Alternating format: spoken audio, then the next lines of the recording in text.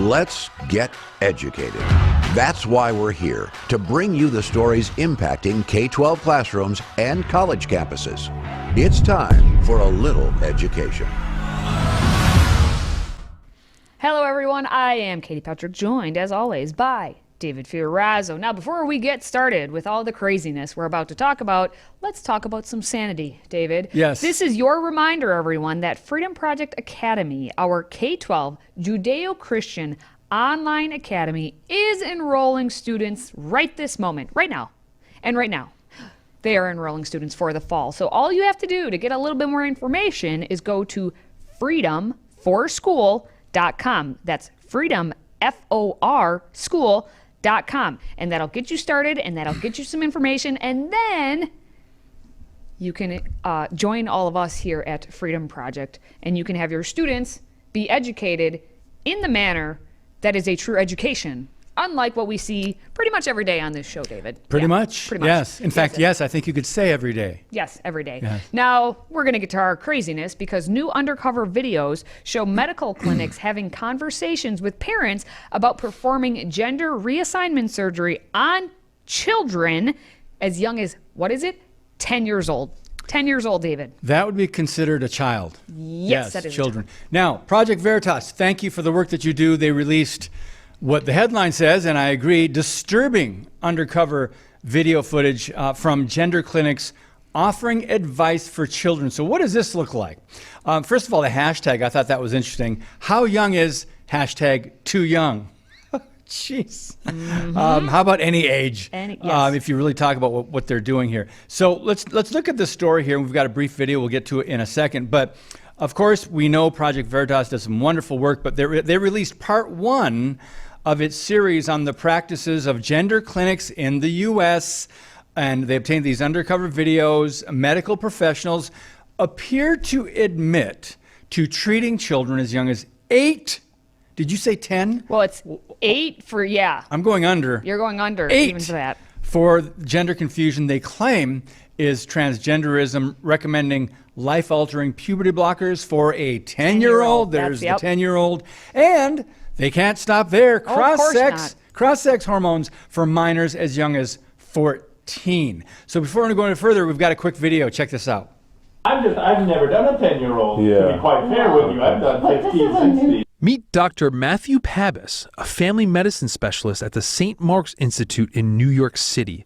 Here, he admits that he performs transgender surgery on children as young as 15. You don't think anybody can do that for a 10-year-old to do the surgery? They could, yeah. That's what we're looking for. That's going to be definitely a psychiatrist to sign off on it. Okay. 100%. If we were able to get that, though, from a certified psychiatrist, we could bring that into the person, the surgeon will be able to do it. They wouldn't be like, oh, they're too young. Again, the psychiatrist. I'm going to hook you up with the groups that actually do this, like centers. Okay. Centers that do this. Yeah. So they will have all the resources in one. I'm not going to leave you hanging. Just at 10 years old, it's right when puberty's setting. So I don't know.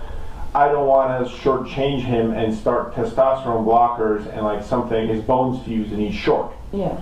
You know what I mean? Like, I don't know if it'd be better to like delay puberty or whatever they do till age 14, let them grow a little bit, and then start the T. It's just the trauma of it. Of course, no. That also takes into it that like, should we just be on blockers now? So hopefully you were able to read the words there on the screen. A couple things jumped out at me, Katie Patrick.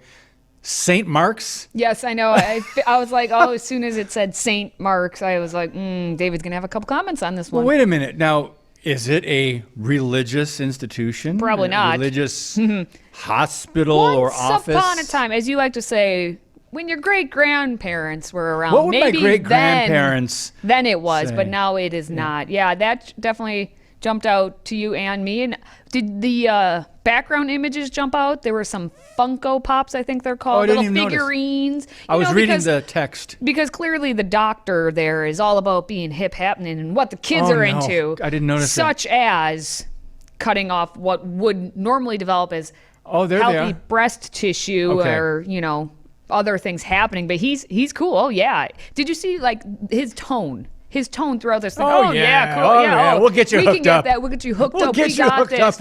Oh, man, but, you got to be careful because, like, we don't want if the bone fusion because he's short or whatever. And but hey, we'll like take care of it. Maybe we'll just kind of wait a little bit, but then totally hook you up. That's the demeanor of apparently this doctor and other doctors who aren't actually, well, I think they understand, but they just don't care of what they are doing and the harm they are going to cause to these children. So Dr. John Stever at Mount Sinai Adolescent Health Center in New York City, who's mentioned, says he follows the World Professional Association of Transgender Health, or WPATH. Did you hear that? Mm-hmm. World Professional Association of Transgender Health. I didn't know that existed. Katie, did you? No, but of course it exists because since it has transgender and health in it, and we're calling the World Professional. That's right, the World. Well, did they look up in a phone book back when phone books don't exist anymore? But they were like, oh, we need some sort of guidance. Well, there's this organization that's called this, so obviously we must just trust whatever they say. I thought they'd use the word global at least. But anyway, here another thing I find to be actually fascinating. So many of these, and it's not just Project Veritas, Center for Medical Progress and others, do these undercover videos. I'm thinking, and people still just keep on blurting out their business. They don't care. And they're not aware, they're not hip to the fact that there is actual journalists that are trying to get them quoted. And that's precisely the point, is they are so confident in themselves. Why do teachers go on TikTok and blatantly say, hey, that's a good point. You better look out, parents, because your students, they're not your students, they're my children now. Yeah, I'm going to teach them this. I'm going to defy whatever I am told to do. It's all about me. I'm going to do what I want. Blatantly stated out there for the world to see, knowing that people could find it, but they don't care because who's going to punish them? What's the punishment other than in eternity? But that's okay. We're here on Earth. They are going to be just fine because who's on their side? World governments are on their side. Media is on their side. Anyone who is an quote unquote activist, that is their one and only focus. So those people will fight for them till the end. So they're on their side. The sanity and the sane people are the ones who aren't thinking to even do these things. But that's a good point, because there's not a lot of accountability when these people do get caught. So one really quick point here, the group also focuses on a woman named Prisha Mosley, who says she was pressured into transitioning by medical professionals who suggested she would end up dead if she didn't take the action they recommended. So the doctor said it was transition or suicide. And she said, like, I was given no choice. I was told you will kill yourself if you don't follow through with these treatments. Wow, Katie. Well, no, that's exactly it too. These activists, these people for the transgender movement, they don't care about the human being who's in front of them. They only care about the narrative and what embodies the movement that they're with in that person. So Prisha Mosley, who is a human being, is just looked at by these people, this transgender movement, the medical professionals, as another example. Like, oh, there's a transgender, that's it. It's only about which intersectional box you tick. It's not about the actual human being. So of course they are like, we need to get this intersectional box on our side. So here's the dichotomy. It's either you will end up dead or you transition and then you'll live. But I thought we were told that if, I guess we have been told that if you don't accommodate to everything that they do, suicide will happen. But now the people who've had this happen to them are more suicidal now that they've gone through with it. Right. So what we see in reality is that pushing all of these surgeries, hormones, puberty blockers, all of this onto our most innocent, these 10-year-olds, 8-year-olds, 14-year-olds, before they go through puberty and come through the other side of what happens naturally in your body during puberty, with them not being able to just go through that normal thing, once they finally get past it and have those surgeries done, that's when they finally figure out what would have happened beforehand. So what I'm trying to say basically is, if you just let puberty take its natural course, like God intends it to do, you will come out the other side who you should be, right? Hormones go through you as a teenager. You've been a teenager, David. Did you have hormones go through you? And Likely things, so. Right? Yeah. If you can remember then, Yes. back in the day. That's Hormones quite a bit. happen in all of us. That's called puberty. That's Yep. natural. What they're trying to do to these children is clearly unnatural. And demonic. But still to come, Florida is done with the sexualization of children in the classroom, as a new law will now prohibit all K through 12 public schools from teaching about gender identity and sexual orientation. Stay with us. Today's episode is brought to you by FreedomProject Academy. Looking for a K-12 classical online school built on Judeo-Christian values? FPA is enrolling now for the fall. Request your free information packet at freedomforschool.com. That's freedom, F-O-R, school.com.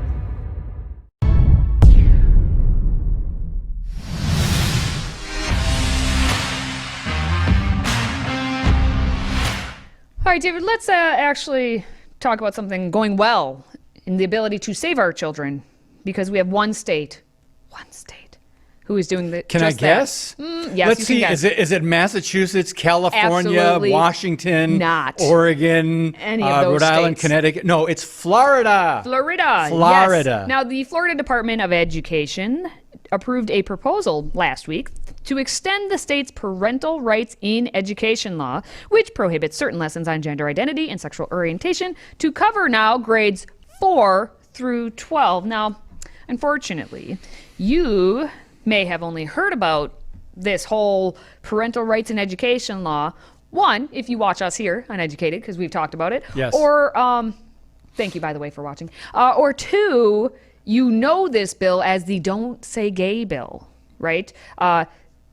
It is not anywhere in the bill, don't say gay. But of course, Wait a minute. How can they call it that then? because the media doesn't care about truth Yes. in Oh, reporting. yes.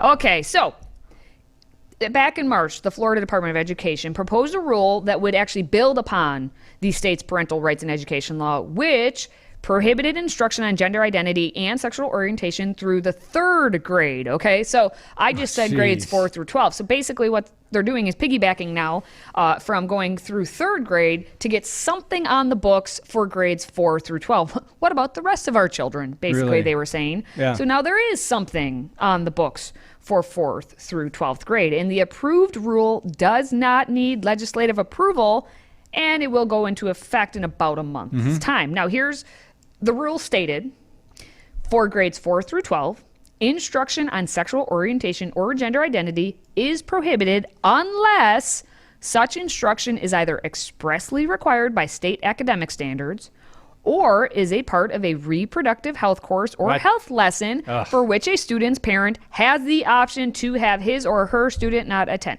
Now, just in that language alone, how can we not all get behind that? Because what There's an the peop- opt-out. There is an opt-out.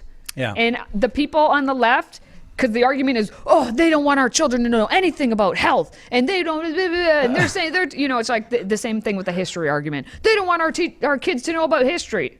No, we will still teach the kids about history, or we will still, in this case, teach the kids about health, but it has to be expressly required by state academic standards, or it has to be part of a reproductive health course or a health lesson. What they're trying to do in Florida is make it so your math class is not all about sexual orientation and gender identity. Right. Or they're not going to make it that your history class or any other class that has no reason to have anything about gender identity and sexual reproduction and all this nonsense put into that curriculum, because what is happening around the nation is that's all that seems to be pushed. That's what education is now. That's filtered in every subject. In every single subject. Actually, we have a teacher that is one of the dissenters to this bill. Watch.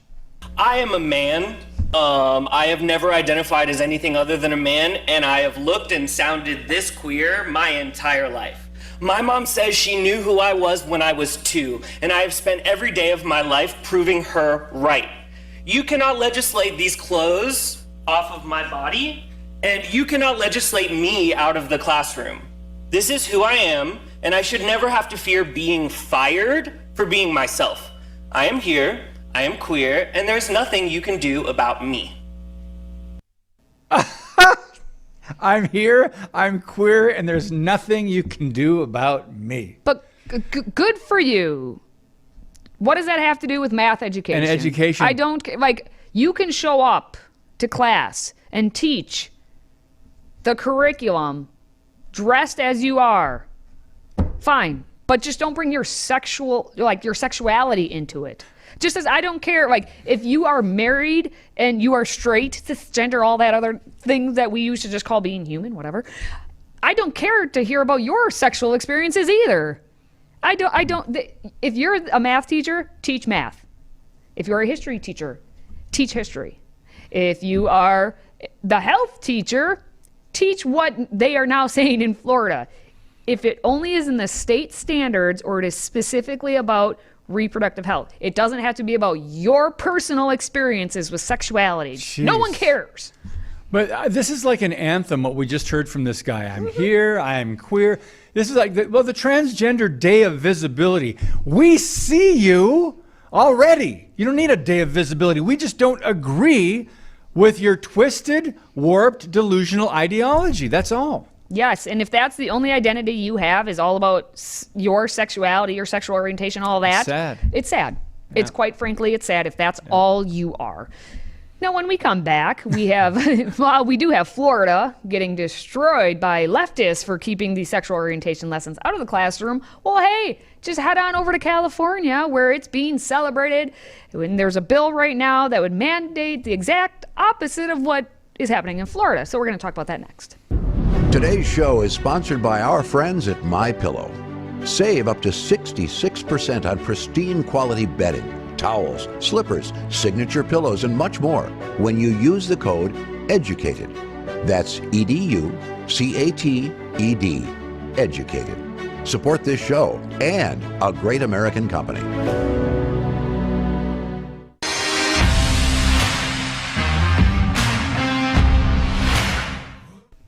Now, this next story will serve as a reminder to any of you who've been watching us. You may be like, well, wait a minute, Katie, I've heard about this story before, because, hey, guess what? We're just talking about it again because it's still ongoing, and it's happening in that place of California, which still has not fallen off the face of the earth. It's still hanging on by a thread. Now, politicians are all about their politicianing. And it's about greasing the skids to get what you want, right? If you're a politician, you grease the skids to get what you want. And there is no one who is greasier than Governor Gavin Grissom of California. You're welcome. Emperor Newsom. Emperor Newsom, I like if you'd to like. refer to him, yeah. So Gavin Newsom, we talked about this story back in February when there was a bill that was first introduced, and it would take the power to set individual, like local school districts, to have the power to set their own curriculum. This bill would take it away from individual school districts. It would put it at the, what do you know, state level. So if you're a more conservative school district community, more on the interior portions of California, not so much on the coast, you would no longer, if this bill passed, no longer be able to set your own curriculum. So just think of everything that's on the coast would come inward to you more conservatives areas. And so if that wasn't the worst part, it would also potentially stir some money profits to the wife of Governor Gavin Newsom. Now, how does that work? Now, how does that work? Well, look at that. That's a handy little so we talked there. about the bill itself, and basically we'll talk about I guess Newsom's, the money funneling. Yeah, the money funneling in a moment here. But the bill itself is California Assembly Bill 1078. And it says this bill would revise the list of culturally and racially diverse groups to instead include materials that are accurately portray the contributions of people of all gender expressions and the role of contributions of LGBTQ plus Americans. The bill would also require that every instructional material adopted by a governing board include proportional and accurate representation of California's diversity in the categories of race, gender, socioeconomic status, religion, and sexuality. And of course, this would have to start in the 24-25 school year. And the district shall only be able to remove books or publications or papers from schools and school libraries with the approval from the state board. So you now must bow down to everything at the state level. So if you are conservative at all, religious at all, you're out. Yeah, you're in trouble. Now you may be wondering again, well, how does this tie up into Governor Newsom's wife? Well, Jennifer Siebel Newsom is the founder of a nonprofit called Representation Project. And that Representation Project... Can we put nonprofit in air quotes? Yeah, there you go. It produces films on social justice topics, and then it licenses them and accompanying lesson plans to schools for a fee. And 2 of the films even feature her husband, Gavin. Course. Isn't that nice? Now, the films are being used in about 5,000 schools in and outside of California, which reaches about 2.6 million students. So Gavin Newsom's face is being shown to 2.6 million students, unfortunately. And that's all according to Representation Project's stats. Now, since 2012, the group has received nearly $1.5 million in screening revenue. Yikes. So because they're putting this out into the schools, they're getting all those profits back. Now, that's just according to the tax filing, so who knows what the true number is. Yeah, so we don't know how much of it actually came from the schools because, they don't want to give all those details out. Oh, by the way, the nonprofit sent $1.6 million to Girls Club Entertainment. Siebel Newsom's for-profit firm. So the nonprofit went to the for-profit. Yes, in other words, Gavin runs the government. Yes. The government funds the schools. The schools pay a, quote, nonprofit, and the nonprofit pays her company, the Emperor's Wife. And existing state policies and now a new bill would further pressure the schools to license the films. Isn't that nice? And don't worry, they are sexually explicit films. We've talked about it. Go back to that episode a little while back. This came out in February, but we're just reminding everyone that it's still alive and well in California. And so you have California and then you have Florida. Where do you want to live? Yeah. You decide. Now, still to come, we have a man from the land down under. That's Australia area, New Zealand area, land down. Anyway, he set an insane world record for the most push-ups performed in just 60 minutes. Now, we're going to see how many David can do after the break, so stay tuned. If you have a smartphone, tablet, Roku, or Apple TV, consider downloading the Freedom Project Media app. It's 100% free and includes all of our weekly shows, plus lecture series, archive programs, and award-winning animated videos for families like the Presidential Minute, Battles of America, and Heroes of the West. Don't rely on the social media giants to keep you informed. Simply download the Freedom Project Media app from your app store and allow notifications. And we'll let you know when a new video is ready.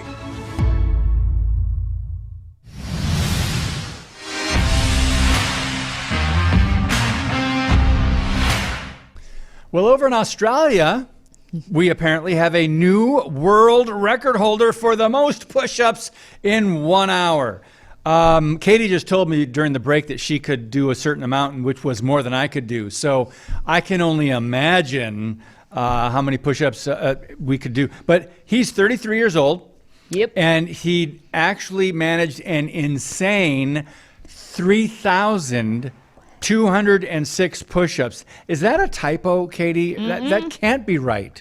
Well, it's accurate when you break down how he did it, but it's insane that he was able to keep that up for that long. For an hour. Yeah, for an hour. So he did the push-ups in 30-second sets, aiming for 26 push-ups in each set. So, I mean, you're going just under a second per push-up, right? Or just a little bit over a second or whatever. So he actually exceeded what his own goal was to be. He averaged 26.7 push-ups in every 30-second set. Every 30 seconds, he was doing 26.7 push-ups. So what's interesting about this is to qualify for the world record, he actually had to maintain perfect form for each of his push-ups, or they did not count towards his total. So he did an additional 34 that weren't quite full. Now, based on that image, right, that you have on the screen, that would be incorrect. And now I know it's a still frame, but his hips are sagging. Yeah. And so I'm guessing that either didn't count or we were just at such a freeze frame portion where he didn't quite have his hips up yet, or they were going down. Now, he has quite a wide I guess, handset. He does have his feet together, but I do push-ups on the regular, and to do that many every 30 seconds is insane. So he must have been the best kid in his gym class. That's what I have to say. Good on him. Jeez, how many push-ups can you do out there? Let us know in the comments. Wow. Maybe Puts we'll us respond. to shame. Puts us to shame. Yeah. For shame. Now, what's interesting too, his record may already be gone. Oh no. Say it isn't so. According to the article, at Okay, least. okay. I mean, we don't have evidence of it, but apparently there was another man who may have beaten Helmke's record by 58 No way. push-ups. Another Maybe. 58. But we don't- Allegedly. Allegedly. Allegedly, So here. if we ever find Yeah. out, it's insane either way. Good on you. Oh man, my shoulders hurt just hearing about that. Pectorals hurt? Well, no, just my shoulders. Just yeah, I your guess the shoulders, pecs your would too. pectorals? Well, I played Anyway. drums for years, so the shoulders Oh. started wearing down. So that's why I'm literally saying you can do more push-ups than me. I'm not That's joking. why? Yeah. That's why you're saying? Yep. All right. Well, if you are a fan of the show, hey, do your thing. Like, comment, share this video if you're watching us on social media. And also, don't forget to check out Freedom Project Academy for the fall. And mention educated. Also, yes, mention educated when you go to freedomforschool.com. That's freedomforschool.com when you get started to learn about this. And Yep. again, educated. Let them know where you heard about it. It was here with the two of us. All right. Now for David and myself, thank you for watching. Thank you for listening. And thank you for supporting what we do. Until next time, stay educated.